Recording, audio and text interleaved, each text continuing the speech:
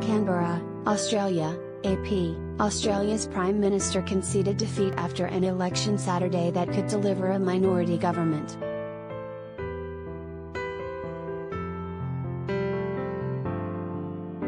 Scott Morrison acted quickly despite millions of votes yet to be counted because an Australian Prime Minister must attend a Tokyo summit on Tuesday with US, Japanese and Indian leaders.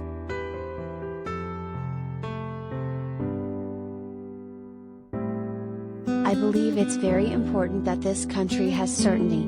I think it's very important this country can move forward, Morrison said.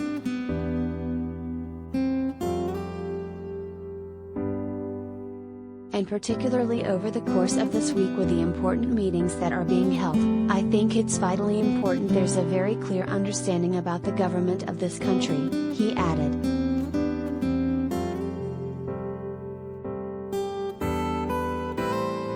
Opposition leader Anthony Albanese will be sworn in as Prime Minister after his Labour Party clinched its first electoral win since 2007.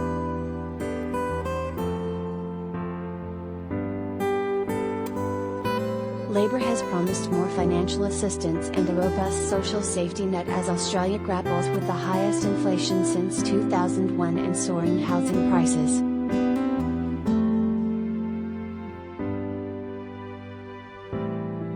The party also plans to increase minimum wages, and on the foreign policy front, it proposed to establish a Pacific Defence School to train neighbouring armies in response to China's potential military presence on the Solomon Islands on Australia's doorstep.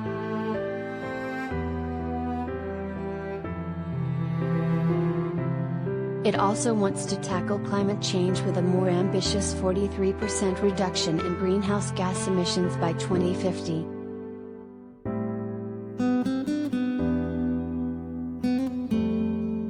Morrison's Liberal Party-led coalition was seeking a fourth three-year term. It holds the narrowest of majorities, 76 seats in the 151-member House of Representatives, where parties need a majority to form a government.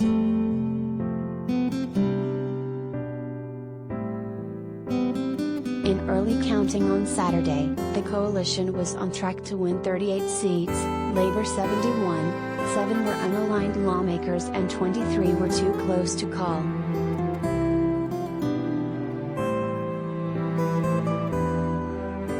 Minor parties and independents appear to be taking votes from the major parties, which increases the likelihood of a hung parliament and a minority government.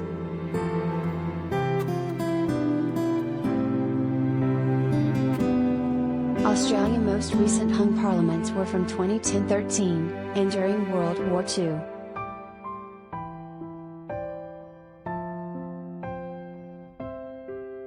A record proportion of postal votes because of the pandemic, which won't be added to the count until Sunday, adds to the uncertainty in early counting.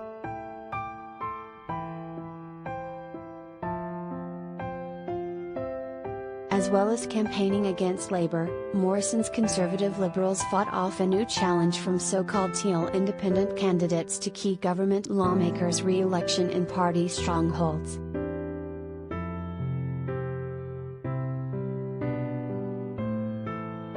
At least 4 Liberal lawmakers appeared to have lost their seats to Teal independents, including Liberal Party Deputy Leader Josh Frydenberg, who had been considered Morrison's most likely successor.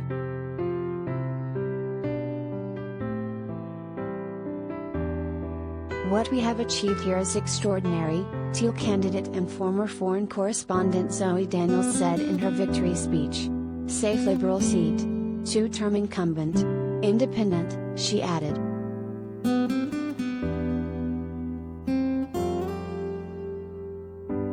The Teal independents are marketed as a greener shade than the Liberal Party's traditional blue colour and want stronger government action on reducing Australia's greenhouse gas emissions than either the government or Labour are proposing.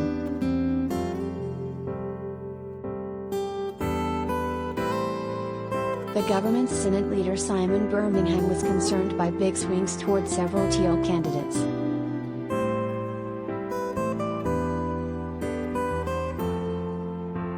It is a clear problem that we are losing seats that are heartland seats, that have defined the Liberal Party for generations, Birmingham said.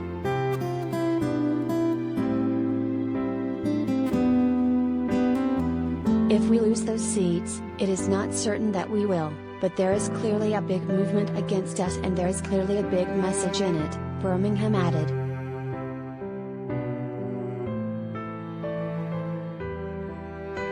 Due to the pandemic, around half of Australia's 17 million electors have voted early or applied for postal votes, which will likely slow the count.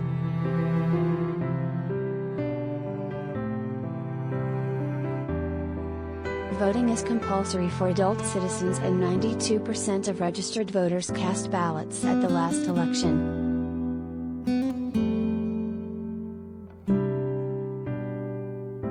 Early polling for reasons of travel or work began 2 weeks ago and the Australian Electoral Commission will continue collecting postal votes for another 2 weeks.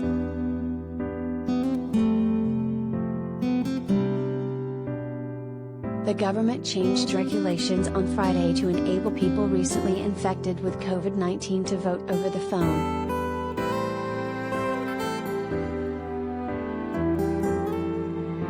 Electoral Commissioner Tom Rogers said more than 7,000 polling stations opened as planned and on time across Australia despite 15% of polling staff falling sick this week with COVID-19 and flu.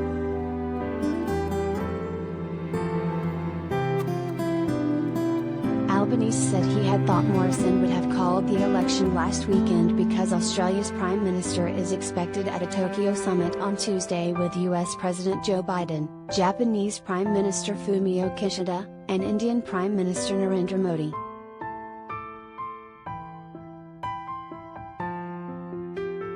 If we get a clear outcome today, then whoever is Prime Minister will be on a plane to Tokyo on Monday, which isn't ideal, I've got to say, immediately after a campaign, Albanese said.